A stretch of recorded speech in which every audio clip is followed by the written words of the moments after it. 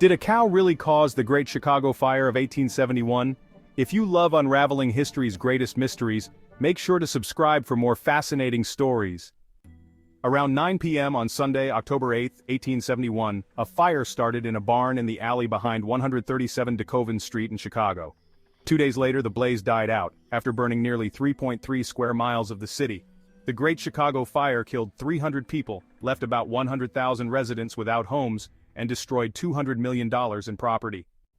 In all of American history, no bovine is more infamous than the cow belonging to Patrick and Catherine O'Leary, accused of starting what Fire Marshal Robert A. Williams called a, quote, hurricane of fire and cinders.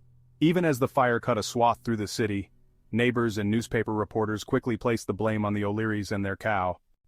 In the early hours of October 9th, newspapers first reported that the blaze started when the cow kicked over a kerosene lantern while Catherine was milking the animal. After the fire was put out, the story evolved and more blame fell on the O'Learys. Some papers reported that Mrs. O'Leary had been selling the cow's milk illegally, and when city officials discovered her side hustle, they cut her off. The fire, it was implied, was an act of revenge. Other newspapers maintained that the fire was an accident, and that a lantern had simply been knocked over either by the cow or by Mrs. O'Leary. That November, the Board of Police and Fire Commissioners started an inquiry into the fire's cause and the city's response. In interviews with the board, Mrs. O'Leary testified that she never milked the cows in the evening, and that she was asleep when the fire started, having gone to bed early complaining of a sore foot. Daniel Pegleg Sullivan, a neighbor who was the first person to raise the alarm about the fire, also testified and confirmed Catherine's alibi. After 2 months and 1,100 pages of handwritten testimony, the board members couldn't say much about the origin of the fire except that it started in the barn. Whether it originated from a spark blown from a chimney on that windy night or was set on fire by human agency, they wrote, "We are unable to determine." But the damage to Catherine O'Leary and her cow was done. The story of the cow and the lantern circulated quickly and widely, and took hold in the public imagination. Mrs. O'Leary lived out the rest of her life as a recluse, reportedly only leaving her home to attend Mass. Every October, reporters came to her looking for a quote for their fire anniversary stories, and she shooed them away, invoking the name of her son, James, who grew up to be a gambling boss known as Big Jim O'Leary.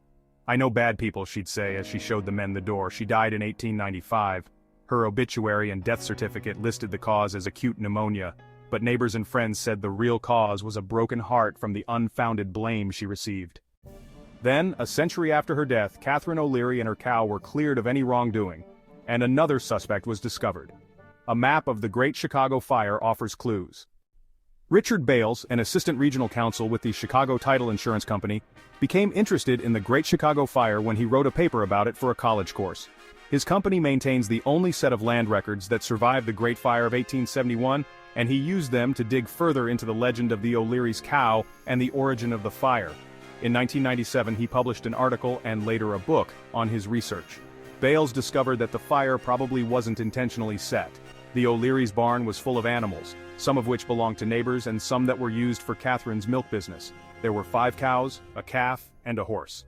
There was also a new wagon nearby in the alley, and none of the property or real estate was insured. Had Catherine been in the barn when the fire broke out, it seems unlikely that she would have run back into her home and allowed her property to both literally and figuratively go up in smoke, Bales wrote. Instead, she would have cried for help and attempted to extinguish what was then just a minor barn fire and save the building and its contents.